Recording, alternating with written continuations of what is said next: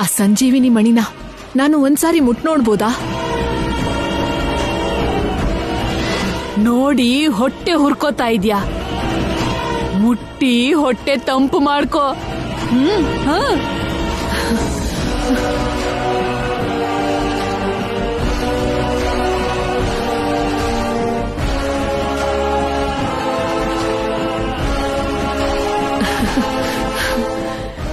ನೀನ್ ಇಷ್ಟಪಟ್ಟ ಮಣಿ ನಿನಗ್ ಸಿಕ್ಕೇ ಬಿಡ್ತು. ನೀನ್ ಅನ್ಕೊಂಡಿದ್ದನ್ನ ಸಾಧಿಸ್ಬಿಟ್ಟೆ ಅಲ್ವಾ? ಅಲ್ವಾ ಮತ್ತೆ.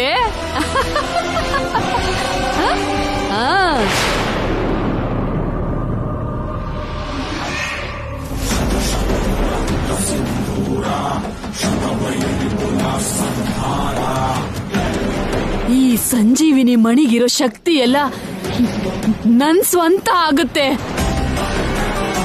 ನನ್ ಕನಸು ನನಸಾಗುತ್ತೆ.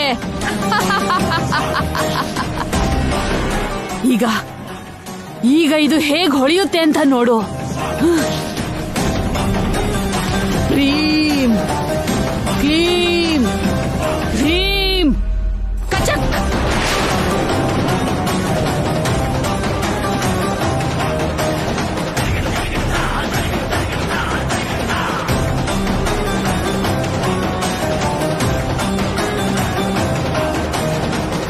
ಓಂ ಕ್ಲೀಂ ಹ್ರೀಂ ಕಚಕ್.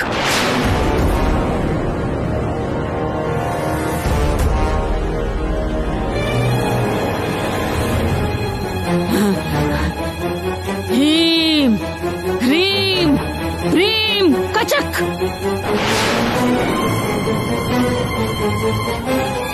ಈ ಮಣಿ ನನಗ್ ಸ್ವಂತ ಆಗಿದೆ ಅಂದ್ರೆ ಇದ್ರಲ್ಲಿರೋ ಶಕ್ತಿ ಎಲ್ಲ ನನಗ್ ಸ್ವಂತ ಆಗ್ಬೇಕಲ್ವಾ?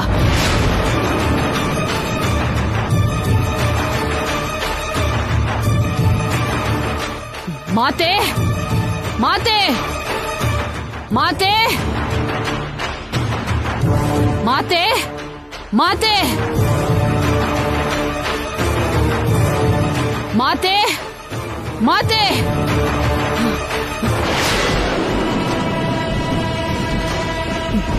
ಇದ್ರ ಮರ್ಮ ಏನು ಅಂತ ಹೇಳು ಮಾತೆ. ಈ ಸಂಜೀವಿನಿ ಮಣಿ ನನ್ ಕೈಗೆ ಬಂದಿದೆ ಅಂದ್ಮೇಲೆ ಇದ್ರಲ್ಲಿರೋ ಶಕ್ತಿ ಎಲ್ಲ ನನ್ ವಶ ಆಗ್ಬೇಕು. ವಶ ಆದ್ಮೇಲೆ ಸೋಲು ಅನ್ನೋದೇ ಇಲ್ದೆ ನಾನ್ ಕೇಳಿದನ್ನೆಲ್ಲ ಪಡ್ಕೋಬಹುದು. ಆದ್ರೆ ಹಾಗಾಗ್ತಾ ಇಲ್ಲ ಯಾಕೆ? ಈ ಮಣಿ ಹೊಳಿತಾ ಇಲ್ವಲ್ಲ ಯಾಕೆ?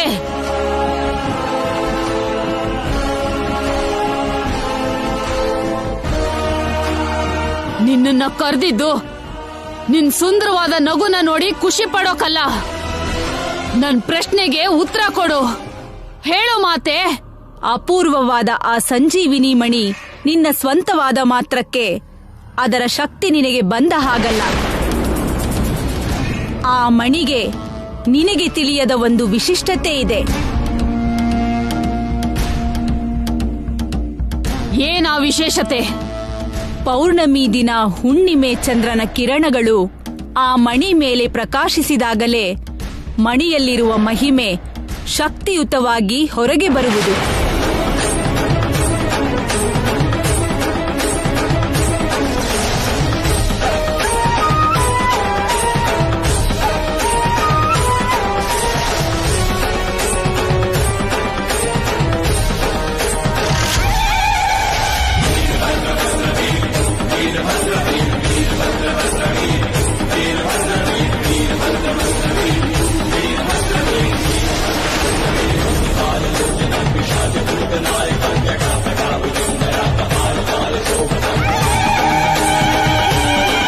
ಸಮಯದಲ್ಲಿ ನೀನು ಏನು ಕೇಳಿಕೊಂಡರೂ ನೆರವೇರುವುದು. ಆ ಸಮಯದಲ್ಲೇ ಅದರ ಶಕ್ತಿ ನಿನಗೆ ವಶವಾಗುವುದು. ಅಲ್ಲಿಯವರೆಗೂ ಆ ಮಣಿಯಲ್ಲಿರುವ ಶಕ್ತಿ ಯಾವುದು ಕರ್ತವ್ಯ ನಿರ್ವಹಿಸುವುದಿಲ್ಲ. ಪೌರ್ಣಮಿ ದಿನ ಬರುವವರೆಗೂ ಆ ಮಣಿಯನ್ನು ಜಾಗ್ರತೆಯಿಂದ ಕಾಪಾಡಿಕೊ. ಆ ಪೌರ್ಣಮಿ ದಿನ ನೀನು ಕೋರಿಕೊಂಡ ವಿಜಯ ನಿನಗೆ ಸ್ವಂತವಾಗುವುದು.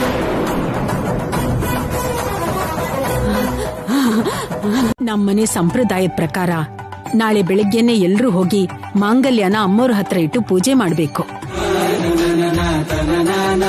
ಅಮ್ಮನವರ ಆಶೀರ್ವಾದದಿಂದ ಎಲ್ಲ ಒಳ್ಳೇದೇ ಆಗುತ್ತೆ.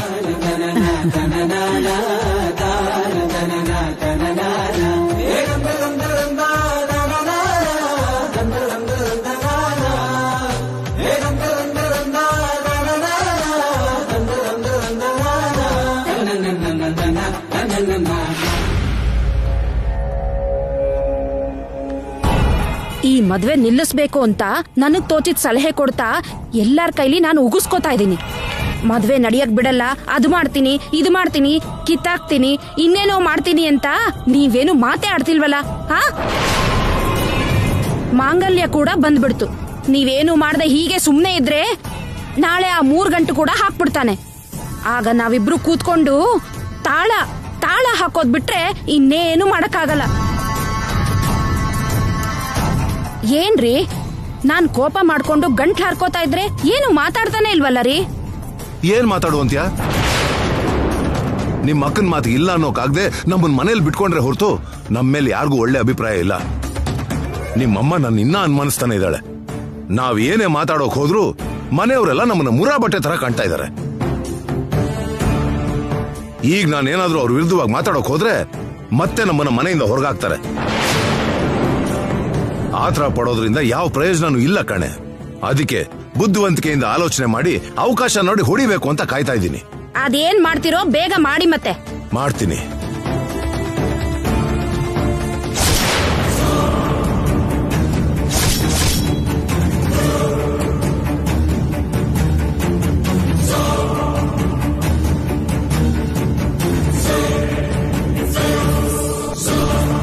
ಹೌದ್ರಿ, ಮನೆಯವರೆಲ್ಲ ಆ ಮಲ್ಲಿಗೆ ಅಷ್ಟು ಸಲಿಗೆ ಯಾಕೆ ಕೊಟ್ಟಿದ್ದಾರೆ? ಅವಳೇನೋ ಈ ಕುಟುಂಬಕ್ಕೆ ಸಂಬಂಧದವಳ ತರ, ಊರ್ಗೆ ದೊಡ್ಡ ಮನುಷ್ಯಳ ತರ ಎಲ್ಲ ವಿಷಯಕ್ಕೂ ತಲೆ ತೋರಿಸಿ ಮಾತಾಡ್ತಾಳೆ. ಎಷ್ಟಕ್ಕೂ ಯಾರೀ ಈ ಮಲ್ಲಿ?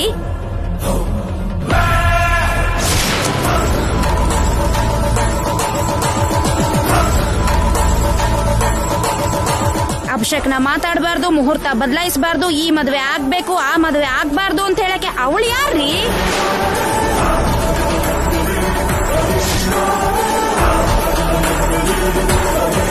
ಭಯ ಅನ್ನೋದೇ ಇಲ್ದಿರಾ ನನ್ ಕಣ್ಣಲ್ಲಿ ಕಣ್ಣಿಟ್ಟು ಹಾವಿನ ತರ ನೋಡ್ತಾಳೆ ರೀ ಅವಳು. ಅವಳೇನೋ ದೊಡ್ಡ ನಾಗದೇವತೆ ತರ, ಅವಳು ಏನ್ ಹೇಳಿದ್ರು ಅವರೆಲ್ಲರೂ ಅವಳು ಸುತ್ತ ಸೇರಿ ತಾನ ತಂದಾನ ಅಂತಾರೆ. ಮೊದಲು ಅವಳನ್ನ ಆ ಮಲ್ಲಿ ಬಗ್ಗೆ ನೀನೇನು ಮಾತಾಡ್ಬೇಡ್ವೆ, ಸುಮ್ನಿರೆ. ಏನ್ರಿ ಸುಮ್ನೆ ಇರೋದು? ನನಗ್ ತಲೆ ಕೆಟ್ರೆ ಆ ಮಲ್ಲಿನ್ ಏನ್ ಮಾಡ್ತೀನೋ ನನಗೆ ಗೊತ್ತಿಲ್ಲ. ಅಯ್ಯೋ ನಿನ್ನ ಏನೇ, ಆ ಮಲ್ಲಿ ಬಗ್ಗೆ ನಿನ್ಗೆ ಯಾಕೆ ಸೈಲೆಂಟ್ ಆಗಿರೋದ್ ಬಿಟ್ಟು? ಅವಳು ಬುಸ್ಕುಟ್ಕೊಂಡು ನನ್ನನ್ನೇ ನೋಡ್ತಾ ಇದ್ರೆ ಸುಮ್ನೆ ಇರ್ಬೇಕಾ? ಸಾಯಿಸ್ಬಿಡ್ತೀನಿ ಅವಳನ್ನ. ನೀವು ಕೂಡ ಆ ಮಲ್ಲಿನ ವಹಿಸ್ಕೊಂಡ್ ಬಂದ್ರೆ ಸುಮ್ನೆ ಇರಲ್ಲ, ಹೇಳಿದೀನಿ. ಏಯ್, ನೀನ್ ಆ ಮಲ್ಲಿ ಬಗ್ಗೆ ಮಾತಾಡೋದು ನಿಲ್ಸದೆ ಹೋದ್ರೆ ನಿನ್ನ ಸಾಯಿಸ್ಬಿಡ್ತೀನಿ.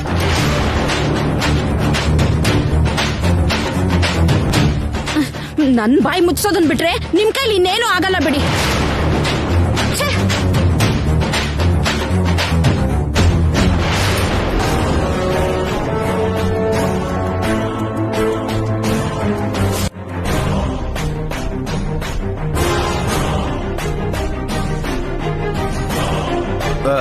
ಮಲ್ಲಿ, ಅದು ಅದು ನನ್ನ ಹೆಂಡತಿ ಮಾತ್ರ ಮನ್ಸಲ್ಲಿ ಇಟ್ಕೋಬೇಡ ಮಲ್ಲಿ. ಅವಳಿಗೆ ಸ್ವಲ್ಪ ಕೋಪ ಜಾಸ್ತಿ. ಏನೋ ಆತ್ರಪೋಟ ಆಗಿ ಮಾತಾಡ್ಬಿಟ್ಲು. ಅವಳ ಮಾತೇ ನಿನ್ ತಲೆಗೆ ಹಚ್ಕೋಬೇಡ. ನನ್ನ ಹೆಂಡತಿಯಾಗಿ ಮಾತಾಡಿದ ತಪ್ಪೆ, ಅವಳನ್ನ ಕ್ಷಮಿಸಿ ಬಿಟ್ಬಿಡು ಮಲ್ಲಿ. ಈಗ ನಿನಗೂ ನಿನ್ನ ಹೆಂಡತಿಗೂ ನಾನು ಯಾವ ರೀತಿ ತೊಂದರೆ ಮಾಡಿದ್ರು ಅದು ಇನ್ನೊಂದು ಅಪಶಕನ ಅಂತ ಈ ಮನೆಯವರು ಭಯ ಪಡ್ತಾರೆ. ಅದಕ್ಕೆ ಕ್ಷಮಿಸಿ ಬಿಟ್ಬಿಡ್ತಾ ಇದ್ದೀನಿ. ಇನ್ನೊಂದ್ಸರಿ ನಿನ್ನ ಹೆಂಡತಿ ಮದ್ವೆ ನಿಲ್ಸೋ ಪ್ರಯತ್ನ ಮಾಡಿದ್ರು ಅನ್ಕೋ, ನಿನ್ನ ಮಗನಿಗೆ ತಾಯಿ, ನಿನಗೆ ಹೆಂಡತಿ ಇಲ್ದೆ ಹಾಗಾಗತ್ತೆ, ನೆನಪಿಟ್ಕೋ.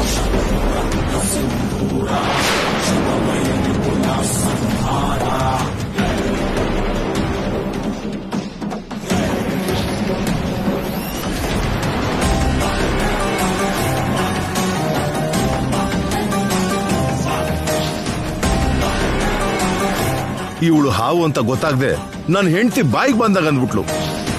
ಈಗ ಮಲ್ಲಿ ನಮ್ಮಿಬ್ಬರ ಮೇಲೆ ಒಂದು ಕಣ್ಣಿಟ್ಟಿರ್ತಾಳೆ. ಅವಕಾಶ ಸಿಕ್ಕಿದಾಗ ಕಚ್ಚಿ ಸಾಯಿಸ್ಬಿಡ್ತಾಳೆ.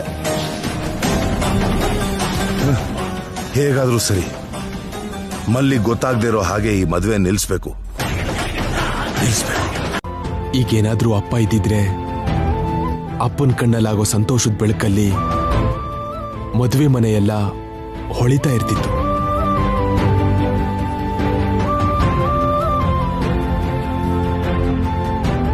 ನಮ್ಮ ವಂಶದ ಗೌರವ ಪ್ರತಿಷ್ಠೆ ಕಾಪಾಡೋದಕ್ಕೋಸ್ಕರ ಅಪ್ಪ ಎಷ್ಟೊಂದು ಶ್ರಮ ಪಟ್ಟಿದ್ರು. ನಮಗೋಸ್ಕರ, ನಮ್ಮ ಊರಿಗೋಸ್ಕರ ಎಷ್ಟೋ ಸಹಾಯ, ತ್ಯಾಗ ಮಾಡಿದ್ರು. ಅಷ್ಟು ದೊಡ್ಡ ಮನುಷ್ಯಂಗೆ ನಾವು ಮಕ್ಕಳ ಹುಟ್ಟಿರೋದು ನಿಜವಾಗ್ಲೂ ನಮ್ಮ ಅದೃಷ್ಟನಮ್ಮ. ಅಪ್ಪನ ಕೊನೆ ಸರಿ ಕೂಡ ನೋಡಕ್ಕಾಗ್ದಿದ್ದು ನನ್ನ ದುರದೃಷ್ಟ ನಮ್ಮ.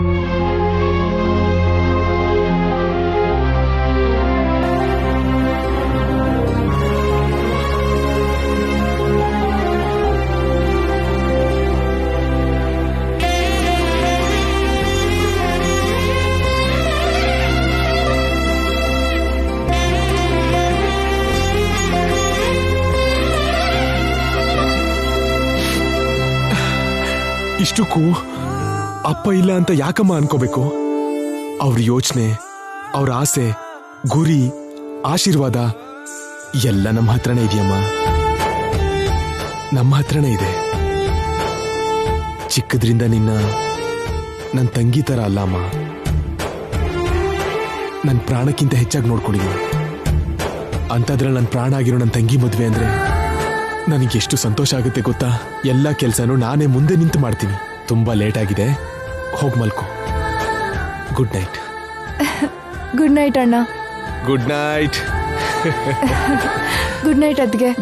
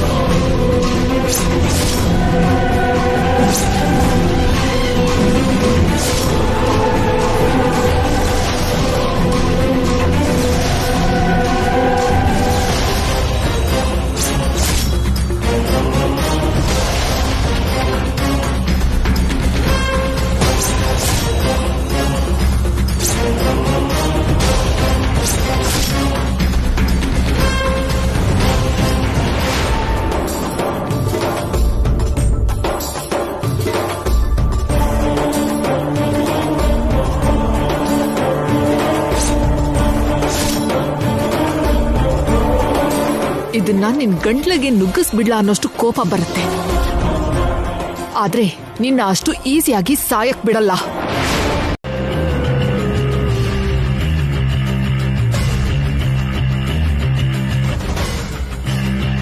ಅವರ ಮದುವೆಯನ್ನು ನಿಲ್ಲಿಸುವುದು ನಿನ್ನ ಕೈಯಲ್ಲಾಗುವ ಕೆಲಸವಲ್ಲ.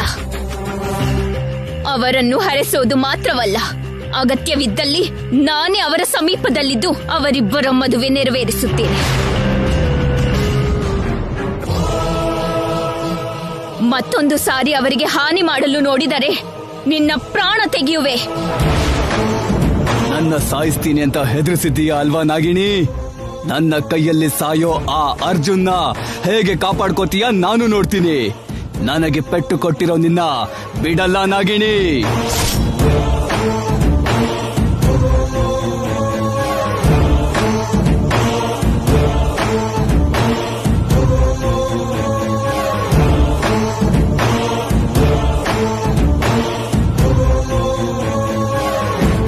ನೀವ್ ಯಾರೋ ನನಗೆ ಗೊತ್ತಿಲ್ಲ. ನೀವು ನನ್ನನ್ನ ಯಾಕೆ ಕರ್ಸಿದ್ರಿ ಅಂತ ಹೇಳಿ. ನಾನ್ ಯಾರು ಅಂತ ನಿನಗ್ ಗೊತ್ತಿಲ್ಲ, ಆದ್ರೆ ನೀನ್ ಯಾರು ಅಂತ ನನಗ್ ಗೊತ್ತು. ಕಳ್ಳತನ ಮಾಡೋದು ನಿನ್ನ ವೃತ್ತಿ. ಕಳ್ಳತನ ಮಾಡೋವಾಗ ನಿನಗೆ ಯಾರಾದ್ರೂ ತೊಂದರೆ ಕೊಟ್ರೆ ನಿರ್ದಾಕ್ಷಿಣ್ಯವಾಗಿ ಅವರನ್ನ ಸಾಯಿಸ್ತೀಯ ಅಂತಾನೂ ನನಗ್ ಚೆನ್ನಾಗ್ ಗೊತ್ತು. ನೀನೆಂತ ಕೆಟ್ಟ ಮನುಷ್ಯ ಅಂತ ತಿಳ್ಕೊಂಡೆ ನಿನ್ನ ಕರೆಸಿದ್ದು. ನನ್ನಂತ ಕಳ್ಳನ ಹತ್ರ ನಿಮ್ಗೇನ್ ಕೆಲ್ಸ?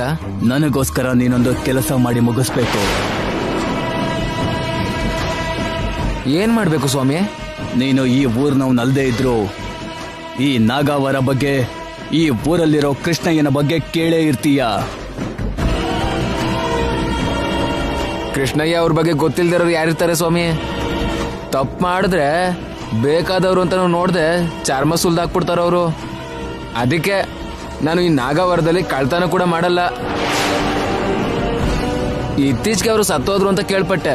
ಈಗ ಈ ಕೃಷ್ಣಯ್ಯ ಅವರ ಪೂರ್ತಿ ಕುಟುಂಬ ಈ ಊರಲ್ಲಿರೋ ಶಿವನ ದೇವಸ್ಥಾನದ ಹತ್ರ ಹೋಗಿದ್ದಾರೆ.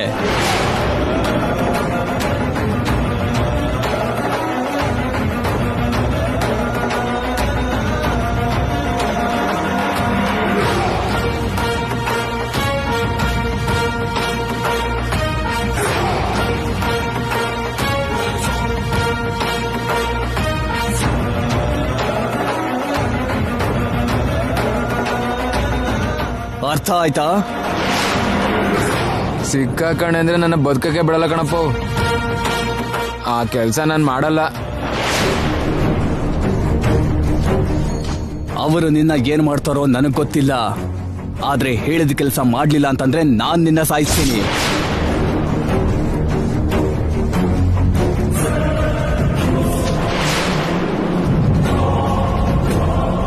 ಹೇಳಿದ್ದನ್ನ ಮಾಡಿದ್ರೆ ನೀನು ಯಾವುದೇ ಕಳ್ಳತನ ಮಾಡಿದ್ರು ಸಂಪಾದನೆ ಮಾಡಕ್ಕಾಗದೆ ಇರೋ ಅಷ್ಟು ದುಡ್ಡು ನೀನು ಕೊಡ್ತೀನಿ. ಹಂಗಿದ್ರೆ ಮಾಡ್ತೀನಿ ಸ್ವಾಮಿ.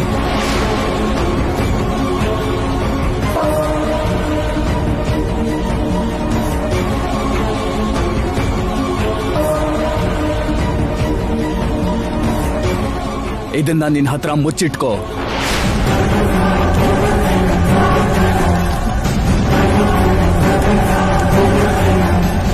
ಬೇಗ ಹೊರಡು. ಆಗ್ಲಿ ಸ್ವಾಮಿ. ಇನ್ನು ಆ ಮದುವೆ ನಡೆಯಲ್ಲ, ನಡೆಯೋದಕ್ಕೆ ಬಿಡಲ್ಲ. ಸವಾಲು ಹಾಕಿದ ನಾಗವೇಣಿನ ಸೋತ್ ಹೋಗೋಗ್ ಮಾಡ್ತೀನಿ, ಸೋಲಿಸ್ತೀನಿ.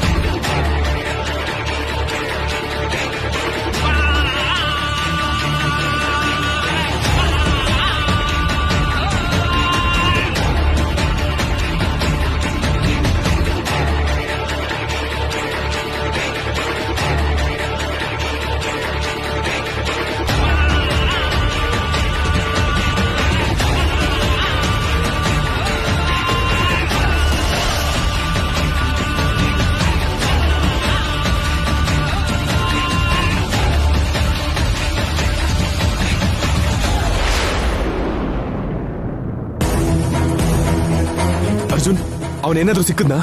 ಕೈಗೆ ಸಿಕ್ತಾ ಅನ್ಕೊಳ್ಳೋಷ್ಟ್ರಲ್ಲಿ ಎಸ್ಕೇಪ್ ಆಗ್ಬಿಟ್ಟ ಬಾವ. ಅವನು ಡೆಫಿನೆಟ್ ಆಗಿ ಇಲ್ಲೇ ಎಲ್ಲೋ ಇರ್ತಾನೆ. ಅವನನ್ನು ಮಾತ್ರ ಬಿಡಲ್ಲ. ಇಲ್ಲ ಅರ್ಜುನ್, ಕಳ್ಳರು ಬರೋದು ಕಳ್ತನ ಮಾಡೋಕೆ. ಒಂದ್ಸಾರಿ ಕಳ್ತನ ಆದ್ಮೇಲೆ ಅವ್ರು ಯಾರಿಗೂ ಸಿಗಲ್ಲ. ನನ್ನ ಪ್ರಕಾರ ಅವನ ಜೊತೆ ಊರ್ ದಾಟಿರ್ತಾನೆ. ಸುತ್ತಮುತ್ತ ಎಲ್ಲೂ ಅವನ್ ಕಾಣಿಸ್ತಾನೆ ಇಲ್ಲ. ಅರ್ಜುನ್ ಬಾ, ನಾವು ದೇವಸ್ಥಾನ ಹತ್ರ ಹೋಗ್ಬೇಕು. ಅವ್ರೆಲ್ಲರೂ ಗಾಬರಿಲಿರ್ತಾರೆ. ಸರಿ. ಮುಹೂರ್ತದ ಸಮಯಕ್ಕೆ ಮಾಂಗಲ್ಯನ ತಂದು ಕೊಡದೇ ಇದ್ರೆ ನಿನ್ನ ನೀನು ದಹನ ಮಾಡ್ಕೊಳ್ತೀನಿ ಅಂತ ಶಪಥ ಮಾಡಿದ್ದೀಯ. ದಹನ ಆಗೋದಿಕ್ಕೆ ಸಿದ್ಧವಾಗಿರು ನಾಗವೇಣಿ.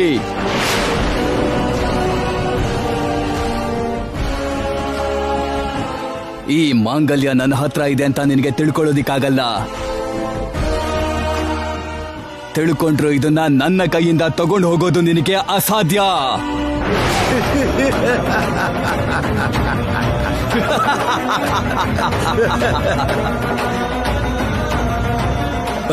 ಕಾರ್ಕೋಟಕ, ನೀನು ಬುದ್ಧಿವಂತಿಕೆಯಿಂದ ಅವ್ರ ಹತ್ರ ಏನೋ ಮಾಂಗಲ್ಯ ತಂದೆ ಸರಿ. ನೀನು ಆ ನಾಗವೇಣಿ ಶಕ್ತಿನ ಕಮ್ಮಿಯಾಗಿ ಅಂದಾಜ್ ಹಾಕ್ಬೇಡ. ಈಗ ಈ ಮಾಂಗಲ್ಯ ತಗೊಂಡೋಕೆ ನಾಗವೇಣಿ ಬಂದ್ಲು ಅನ್ಕೋ, ಏನ್ ಮಾಡ್ತೀಯ?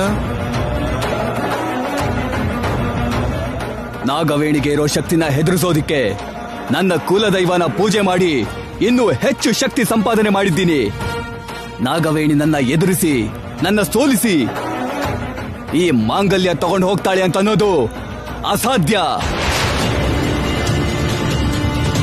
ಬಾ ನಾಗವೇಣಿ, ಇದಕ್ಕೋಸ್ಕರ ಬರ್ತೀನಿ ಅಂತ ಅನ್ಕೊಂಡ್ರೆ ಬಾ. ನಿನ್ನ ಅಹಂಕಾರನ ಮಟ್ಟ ಹಾಕಿ ನೀನು ಓಡ್ ಹೋಗೋ ಹಾಗೆ ಮಾಡ್ತೀನಿ. ಬಾ.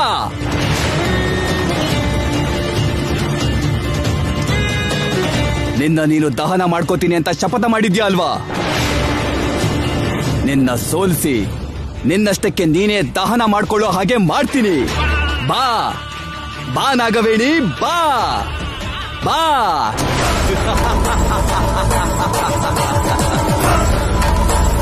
ಶಬಾಷ್ ಕಾರ್ಕೋಟಕ, ಆ ನಾಗವೇಣಿಗೆ ಒಳ್ಳೆ ಪಾಠ ಕಲಿಸ್ತೀಯ. ಹಾಗೆ ಆ ಅರ್ಜುನ್ಗುನು ಒಂದ್ ಕೈ ನೋಡ್ಕೊಂಡೆ ಅನ್ಕೋ, ನನ್ನ ಮಗನ್ ಜೊತೆ ಭೈರವಿ ಮದುವೆ ನಡೆಯೋಕೆ ಯಾವ ಅಡೆತಡೆನೂ ಇರೋದಿಲ್ಲ. ಮೊದಲು ನಿನ್ ಕೆಲಸ ನೋಡು. ಅವನಿಗೆ ಹೊಡೆಯೋದಲ್ಲ, ಸಾಯಿಸೇ ಬಿಡ್ತೀನಿ. ಅವನು ಸತ್ತ ಅನ್ನೋ ಸುದ್ದಿನ ಸ್ವಲ್ಪ ಹೊತ್ತಲ್ಲೇ ನೀನು ಕೇಳ್ತೀಯ. ಏನಂದೆ? ಅವನ್ ಸಾಯ್ತಾನ? ಈ ಕಾರ್ಕೋಟಕ ವಿಷಾನ ಅವನ ದೇಹಕ್ಕೆ ಕಳಿಸಿದ ಮೇಲೆ ಸಾಯ್ದೆ ಹೇಗಿರ್ತಾನೆ?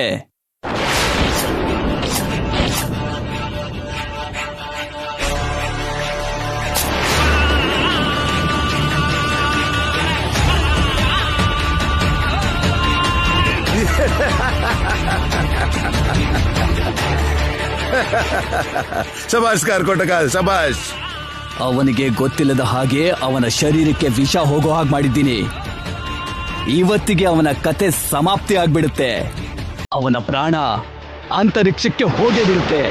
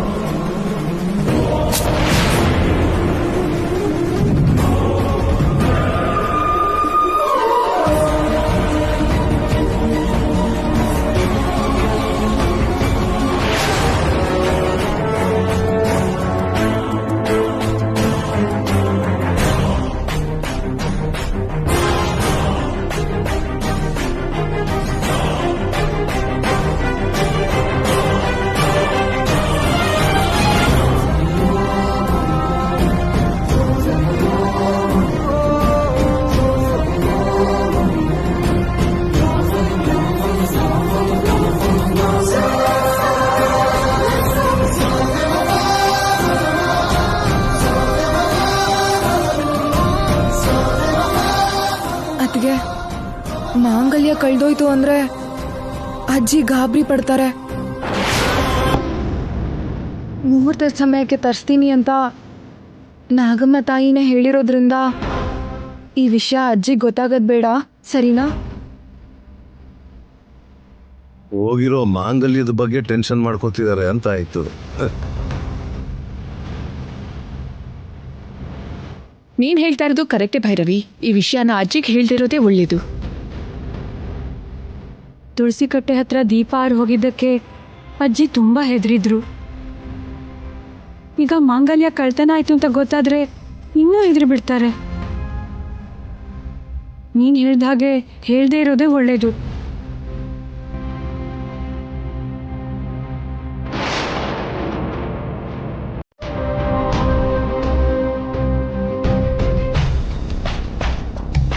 ಯಾವ ತರ ಸುದ್ದಿ ಕೇಳ್ಬೇಕಾಗ್ ಬರುತ್ತೋ ಅಂತ ಭಯ ಆಗ್ತಾ ಇದೆ. ಟೆನ್ಷನ್ ಮಾಡ್ಕೊಬಿಡ ಅಜ್ಜಿ, ಅರ್ಜುನ್ಗೆ ಏನೂ ಆಗಲ್ಲ. ದೊಡ್ಡಮ್ಮೋರೆ, ನೊಂದ್ಕೋಬೇಡಿ. ನಾವ್ ನಂಬಿರೋ ಆ ದೇವ್ರು ನಮ್ಗೆ ಅನ್ಯಾಯ ಮಾಡಲ್ಲ. ಖಂಡಿತವಾಗ್ಲೂ ಅರ್ಜುನ್ ಅವ್ರನ್ನ ಕಾಪಾಡ್ತಾನೆ.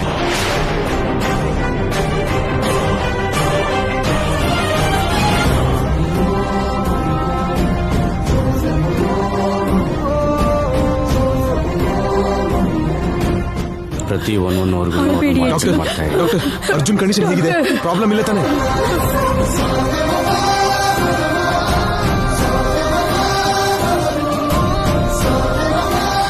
ಪೇಷಂಟ್ನ ಕಚ್ಚಿರೋದು ಮಾಮೂಲಿ ಹಾವಲ್ಲ, deadliest and most dangerous snake bite ಅದು.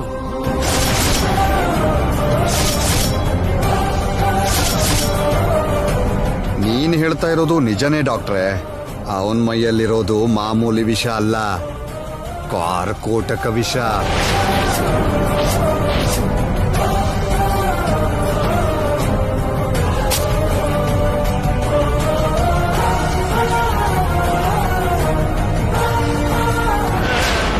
ಆ ವಿಷ ಯಾರನ್ ಬೇಕಾದ್ರೂ ಸಾಯಿಸುತ್ತೆ. ನಿಮ್ ಮಗನ್ನ ಆ ದೇವ್ರು ಕೂಡ ಕಾಪಾಡಕ್ಕಾಗಲ್ಲ. ವೀರಭದ್ರ ಅವ್ರ ಸ್ಕೆಚ್ ಹಾಕಿದ್ರೆ ಮಾಮೂಲಿ ಆಗಿರುತ್ತಾ?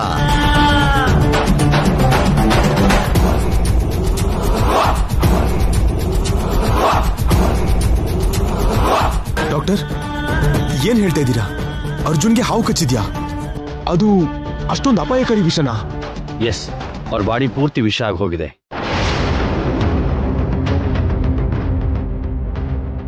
ಪಾಯ್ಸನ್ ಡಿಕ್ರೀಸ್ ಆಗೋದಕ್ಕೋಸ್ಕರ ಆಂಟಿವೆನಮ್ ಡ್ರಗ್ನ ಕೊಟ್ಟಿದ್ದೀವಿ. ನನ್ನ ಅಂದಾಜಿನ ಪ್ರಕಾರ ಸಾಯಂಕಾಲದ ಹೊತ್ತಿಗೆ ಪ್ರಜ್ಞೆ ಬರಬೇಕು. ಅಷ್ಟೊತ್ತಿಗೆ ಏನಾದ್ರು ಪ್ರಜ್ಞೆ ಬರಲಿಲ್ಲ ಅಂತಂದ್ರೆ ಮುಂದೇನು ಮಾಡಬೇಕು ಅಂತ ನಾನು ಯೋಚನೆ ಮಾಡಿ ಹೇಳ್ತೀನಿ. ಅವನ್ ಸತ್ತಿದಾನೆ ಅಂತ ಕೇಳೋದಕ್ಕೆ ಸಂಜೆವರೆಗೂ ಕಾಯ್ಬೇಕಂತ ಆಯ್ತು. ಸತ್ತಿದಾನೆ ಅಂತ ಹೇಳಕ್ಕೆ ಈ ಡಾಕ್ಟರ್ ಯಾಕಿಷ್ಟು ತಡ ಮಾಡ್ತಾ ಇದ್ದಾರೋ ನನಗಂತೂ ಗೊತ್ತಾಗ್ತಿಲ್ಲ. ನರ್ಸ್, ಇಷ್ಟರೊಳಗೆ ಏನಾದ್ರು ಪ್ರಜ್ಞೆ ಬಂತು ಅಂತಂದ್ರೆ ನಂಗೆ ಇನ್ಫಾರ್ಮ್ ಮಾಡು. ಸರಿ ಡಾಕ್ಟರ್.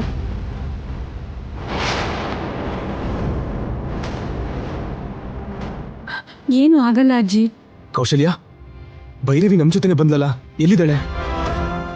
ನಮ್ ಜೊತೆನೆ ಇದ್ಲಲ್ವಾ? ಅಜ್ಜಿ, ಎಲ್ಲಿಗಾದ್ರೂ ಹೋಗಿ ಬರ್ತೀನಿ ಅಂತ ನಿಮ್ಗೇನಾದ್ರೂ ಹೇಳದ್ಲಾ? ನನ್ಗೇನು ಹೇಳಿಲ್ಲಮ್ಮ.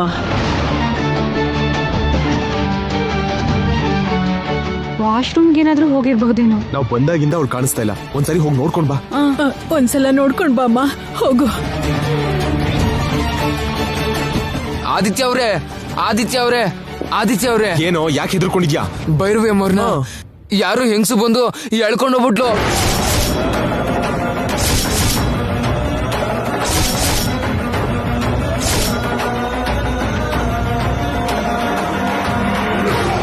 ಭೈರವಿನ ಯಾಕೋ ಹೇಳ್ಕೊಂಡು ಹೋಗ್ತಾರೆ? ಯಾರು ಕರ್ಕೊಂಡು ಹೋದ್ರು? ಏನೋ ಗೊತ್ತಿಲ್ಲ. ನಿಮ್ ತಂಗಿನ ಹೇಳ್ಕೊಂಡೋದ ಆ ಹುಡ್ಗಿನ ನಾನು ಯಾವತ್ತೂ ನೋಡೇ ಇಲ್ಲ. ಭೈರವಿನ ಯಾಕೆ ಎಳ್ಕೊಂಡು ಹೋದ್ರು? ಇದು ವೀರಭದ್ರ ಅವ್ರ ಕೆಲಸನ? ಒಂದ್ ವೇಳೆ ಆ ಸಾನ್ವಿ ಏನಾದ್ರೂ ಎಳ್ಕೊಂಡು ಹೋಗಿರ್ಬೋದಾ? ಇಷ್ಟಕ್ಕೂ ಅರ್ಜುನ್ಗೂ ಭೈರವಿಗೂ ಮದುವೆ ಆಗ್ಲಿ ಅಂತ ಇಷ್ಟಪಡ್ತಿದ್ದ ಹುಡುಗಿ ಭೈರವಿನ ಎತ್ತಾಕೊಂಡು ಹೋಗಲ್ವಲ್ಲ, ಮತ್ತಿನ್ ಯಾರ್ ಮಾಡಿರ್ಬಹುದು? ಭೈರವಿನ ಯಾಕೋ ಎಳ್ಕೊಂಡು ಹೋಗ್ತಾರೆ? ನನ್ ಮೊಮ್ಮಗಳನ್ನ ಎಳ್ಕೊಂಡು ಹೋಗೋ ಅವಶ್ಯಕತೆ ಯಾರಿಗಿದೆ? ಅದೇ ನನಗೂ ಅರ್ಥ ಆಗ್ತಿಲ್ಲ. ಲೇ, ನಿನ್ ಕಣ್ಣೆದ್ರಿಗೆ ಇರೋ ಹುಡುಗಿನ ಇನ್ಯಾರೋ ಹುಡುಗಿ ಎಳ್ಕೊಂಡು ಹೋಗ್ತಾ ಇದ್ರೆ ನೀನೇನೋ ಮಾಡ್ತಾ ಇದ್ದೆ? ಯಾರೇನು ಅಂತ ಕೇಳಕ್ಕಾಗ್ಲಿಲ್ವಾ? ನಮ್ಮ ಹುಡುಗಿನ ಯಾಕೆ ಎಳ್ಕೊಂಡು ಹೋಗ್ತಾ ಇದ್ದೀರಂತ ತಡಿಯಕ್ಕಾಗ್ಲಿಲ್ವಾ ನಿನ್ಗೆ? ಅಯ್ಯೋ ಯಜಮಾನ್ರೆ, ಕೇಳ್ದೆ ಸುಮ್ಮಿರಕ್ಕಾಗತ್ತಾ? ಕೇಳ್ದೆ ನಾನು. ಏನಂದ್ರು? ಕೇಳ್ತಿದ್ದ ಹಾಗೆ ನನ್ ಮುಖನ ಕೋಪದಿಂದ ನೋಡಿದ್ರು. ಯಾಕಾಗ್ ನೋಡ್ತಿದ್ರ ಅನ್ನೋದಕ್ಕೆ ತೆಗೆದು ಬಾರಿಸಿ ಬಿಟ್ರು. ನಿನಗ್ ಹೊಡೆದ್ಲಾ? ಅಯ್ಯೋ, ಅದು ಹೊಡೆದಿದ್ದಲ್ಲ ಬಿಡಿ, ಸುತ್ಕೆಲಿ ಜೋರಾಗಿ ಹೊಡೆದ ಹಾಗೆ ಕರೆಂಟ್ ಶಾಕ್ ಹೊಡೆಯೋ ರೀತಿ ತಲೆ ತಿರುಗಿ ವಿಚಿತ್ರವಾಗಿ ಬಿದ್ದೋಗೋ ರೀತಿ ಇತ್ತು ಅದು. ಕೊಟ್ಟಿದ್ದು ಒಂದೇ ಏಟಾದ್ರೂ ಕಣ್ಣು ಆಚೆ ಬರೋ ತರ ಹೊಡೆದ್ಬಿಟ್ಲು ಅವಳು. ಆ ಏಟ್ ತಿಂದು ಸುಧಾರಿಸ್ಕೊಳ್ಳೋ ಅಷ್ಟರಲ್ಲಿ ಭೈರವಿನೇ ಕಣ್ಮರೆ ಆಗ್ಬಿಟ್ಟಿದ್ಲು ಅಮ್ಮೋರೆ.